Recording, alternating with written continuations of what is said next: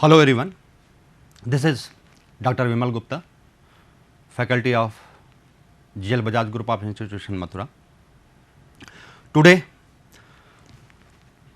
I am going to deliver a lecture on engineering mechanics and the topic is resultant of concurrent forces. So, first of all I would like to give some fundamentals of engineering mechanics. Engineering mechanics is the study of force actions on the body. When a body is exerted, is subjected with different type of forces, then what will be the resultant? What will be the resultant?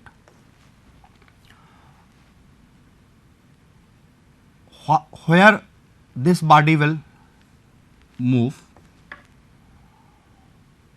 what behavior within this body will happen, that type of study is termed as engineering mechanics. So, engineering mechanics is the study of force actions. Here I have written as action because force can be a pull, can be a moment, can be a couple, and based on the resultant, body can be either at rest or can either be at rest or at motion. If body is at rest, then the branch of mechanics, engineering mechanics is termed as statics, and if the resultant causes the motion, then it is dynamics. This branch of engineering mechanics, statics, is further divided into two segments: statics of rigid body and second one is statics of deformable bodies.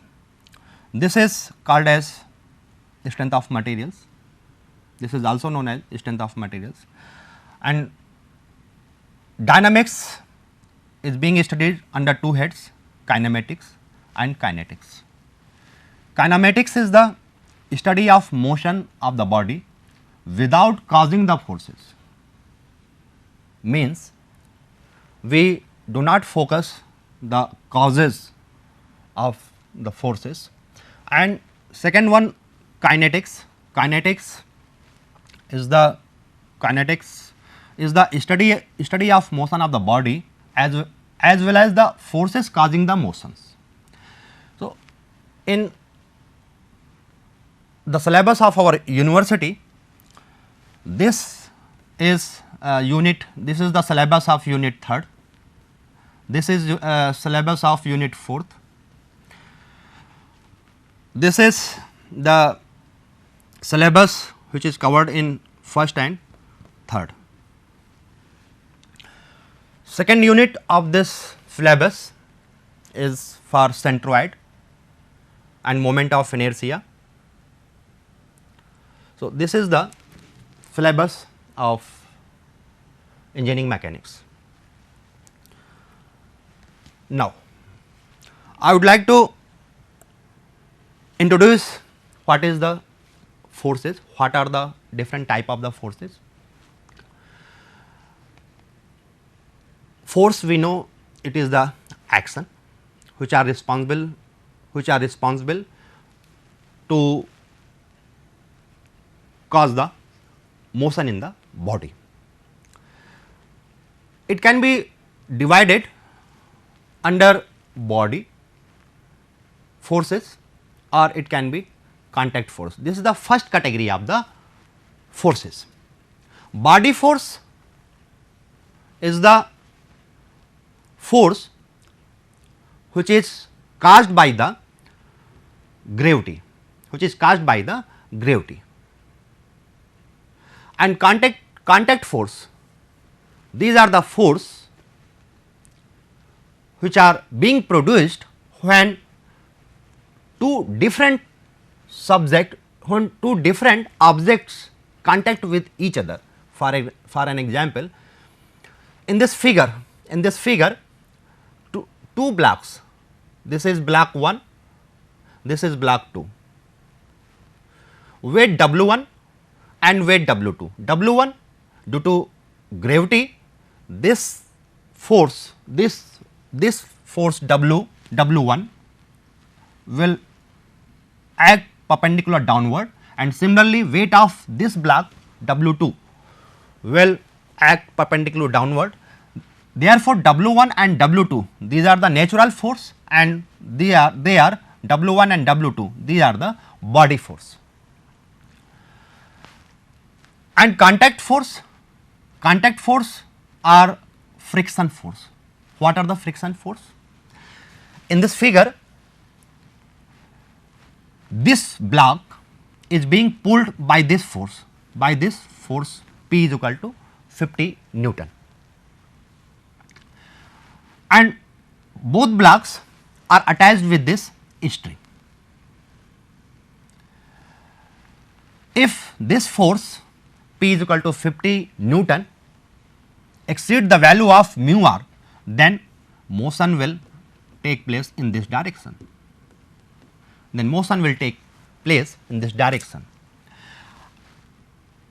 And during this motion, this contact surface will exert a certain type of force which is called as friction force. So, this type of force which is being produced at this contact surface is the contact force. Another is the external force. What are those? What are the external forces? External forces are this one, P is the external force. This is the external force. P is the external force, this one. Internal forces are T, tension. In this string, due to this weight W1, this string will exert a tension, and this string also exert a tension T. Suppose this is if this is frictionless, pulley, then same tension will produce, otherwise it will be different, T1, T2. These T1, T2 tension in the strings are developed because of external force, or we can say that to counterbalance the external force, some forces are being produced. Now, the next force is concentrated or distributed load. Concentrated or distributed loads are the example of external force,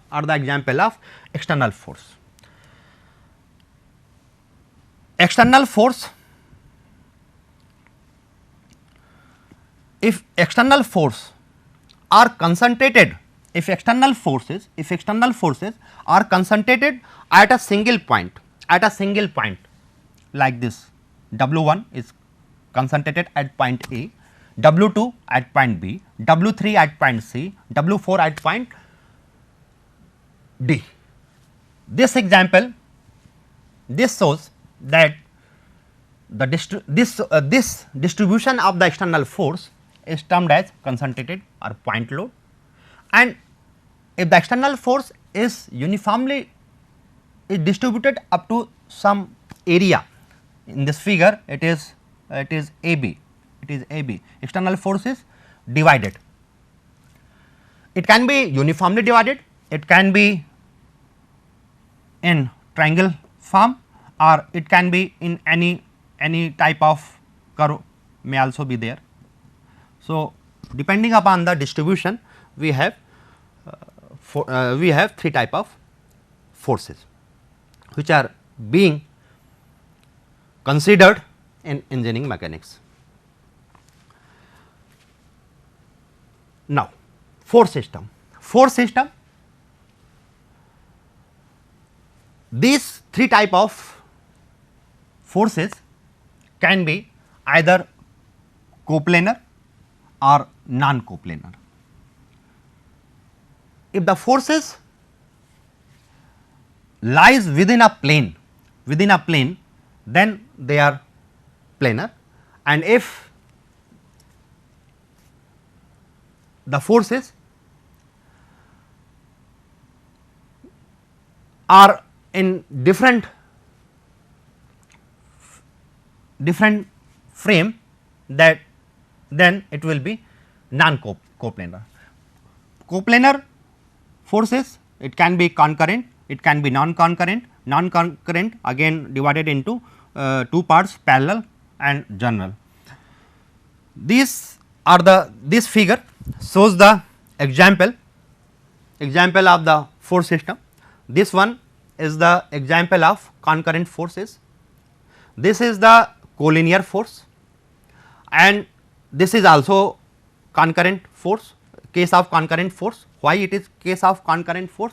It is concurrent because the line of action of force F1, F2, F3, F4, it is intersecting at the same point here, that is why they are the concurrent. Parallel forces, if the line of action of the forces, different forces F1, F2, F3, F4 shown over here are parallel with each other, then it will be the parallel forces. Non-coplanar space forces will be covered under this system. Now, the next thing is the calculation for the resultant.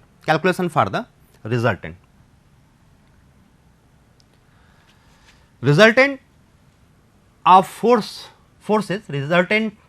forces can be calculated with the help of parallelogram rule or triangle rule or polygon rule. If all type of forces, suppose F1, F2, F3 are acting at a point, means for this is the for concurrent force, we can apply either parallelogram, we can apply either triangle or polygon. Parallelogram rule states that if two forces, here vector A, because force is a vector quantity, that is why vector A can be known as force F1, vector B as force F2. So, if the forces are represented by adjacent side of the parallelogram, then the diagonal of this parallelogram passing through the point of action of the forces will represent the resultant. Similarly, triangle rule states that if two side of triangle are represented by the force F1, F2, here it is vector A, vector B, then the last side of the triangle in reverse direction represents the triangle rule. Parallelogram and triangle rule is applicable for only for two forces. If number of forces acting at a point are more than 2, then we use polygon rule. In this figure, vector A, vector B, vector C, vector D means 4 type of forces are acting at a point, and the resultant can be obtained by the polygon rule. What is the rule? Rule is simple. This vector is added by this vector B, means the head of the vector A and tail of the vector B, here vector A, vector B, vector A head and tail, and the angle alpha, this one. Similarly, another force C, this is, and this angle beta from horizontal. Similarly, next force D, angle this one is gamma, and the head, the head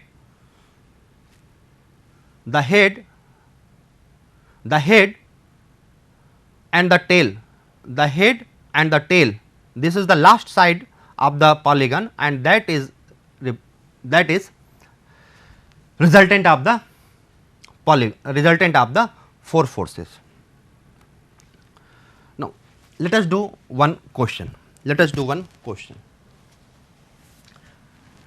In this figure, two forces. First force is F. Suppose it is F1 50 and this is F2. Two forces are acting at a point, and the angles from the horizontal for F1 is 15 degree and 13 degree. We can calculate the resultant with the help of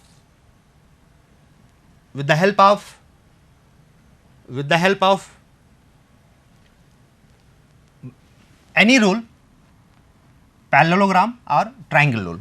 With these two rule, we can calculate the resultant. Graphically. How? What are the steps? The steps are: the first step is choose a suitable scale. How this scale will be chosen? Look here, 50 Newton and 100 Newton. So, it will be better to take 1 centimeter as 12.5 Newton. Therefore, 50 Newton will represent 4 centimeter and 100 Newton will be represented by 8 centimeter. If we are using triangle law, then this one force F1 50 Newton means 4 centimeter. 4 centimeter line will be drawn at an angle of which one? 15 degree. It is drawn, and another force F2. What will be the length? F2, since this is 100, that is why 8 centimeter. 8 centimeter line will be drawn for this force F2, and at what angle? 15 plus 30 means 45, at an angle of 45. What will be the resultant? Resultant will be represented by this side, and what will be the direction? Direction will be this, opposite, this one, and resultant direction will be in reverse. Similarly, we can apply parallelogram. AB is represented by force F1, and this is represented by F2, and after completing this parallelogram, this is the resultant. And this resultant will, after measurement of this diagonal, it comes 11.6, and 11.6 will represent how much force? 145 Newton, and the direction theta x, that is 35. We can measure this.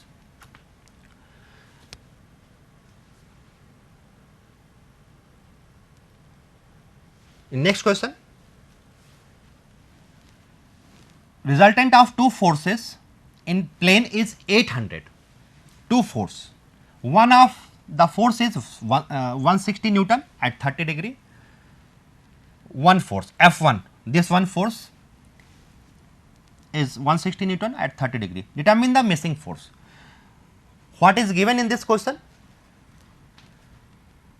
This one is given to us, and this one given, and this one is given to us. We have to calculate another force F2, that we need to calculate. So, with the help of geometry of triangle, we can calculate it very easily. So, what will be the step? Step will be, first step will be the selection of a scale. Here we can choose 1 centimeter for 100 Newton force. 100 Newton force can be represented by 1 centimeter. So, 800 Newton will be by 8 centimeter and 160 1.6. So, make this AB line inclined at 30 degree and make this resultant AC of 8 centimeter and complete this triangle BC, measure the line of BC, and BC will be the force F2 which is missing, and we can find out the, we can measure the angle.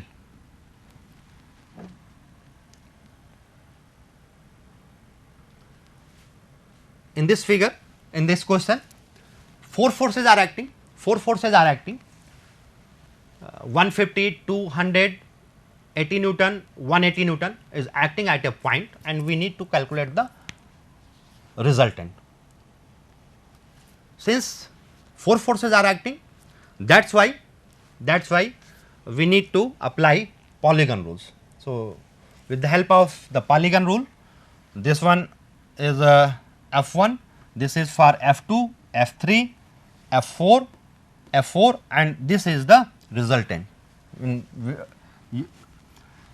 Using suitable scale and the angle shown here, we can calculate.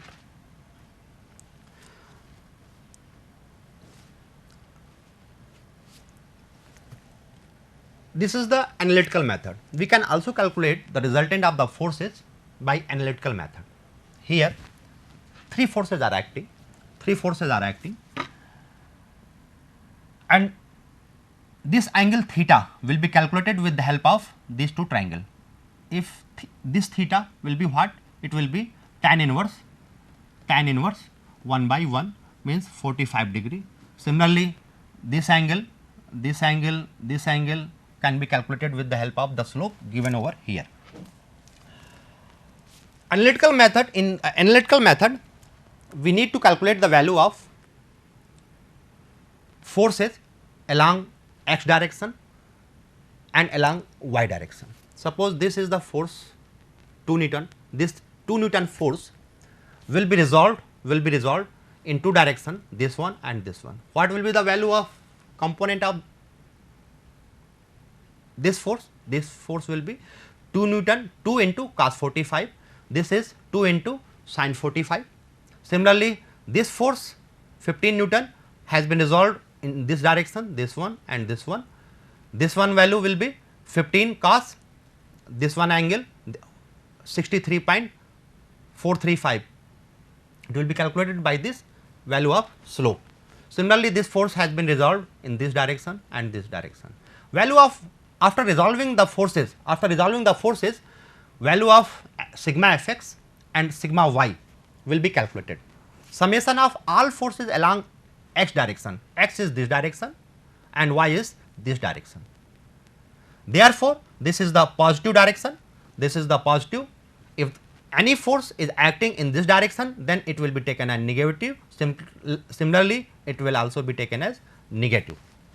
So, value of fx for this force, this one 2 sin 45 1.414, this is positive.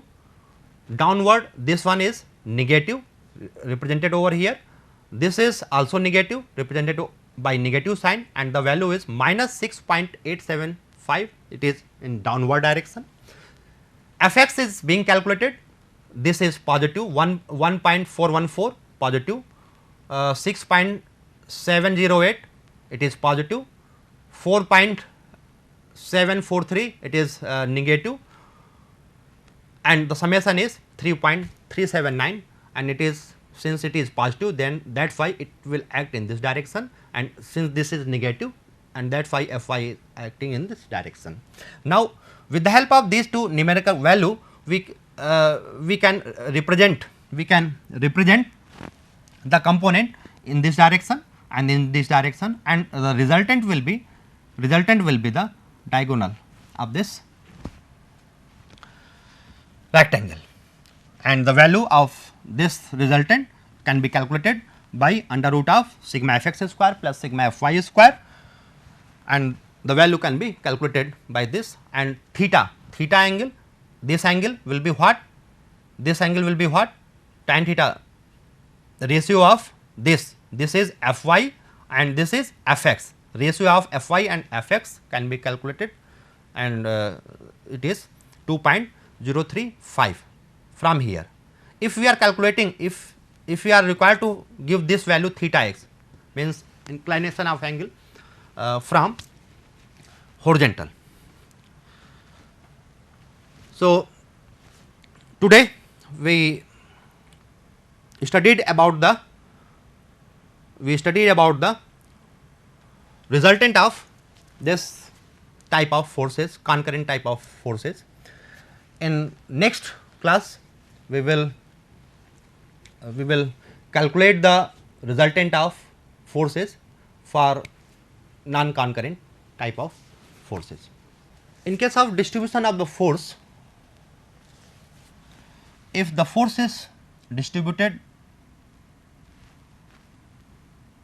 from A to B, then what will be the value of the force? Value of force will be intensity into length, W is the intensity into length. And what will be the point of action? Point of action, it will act at the midpoint of AB, In case of triangle, what will be the magnitude? Magnitude will be the area, half into W into length. And the point of action will be the CG of this triangle. We know that the CG of the triangle is if it is AB, then it is from here it is 2 by third of AB. So, these are the point of distribution of forces. So, it will be used in our next class, that has been told to you. Okay. Thank you.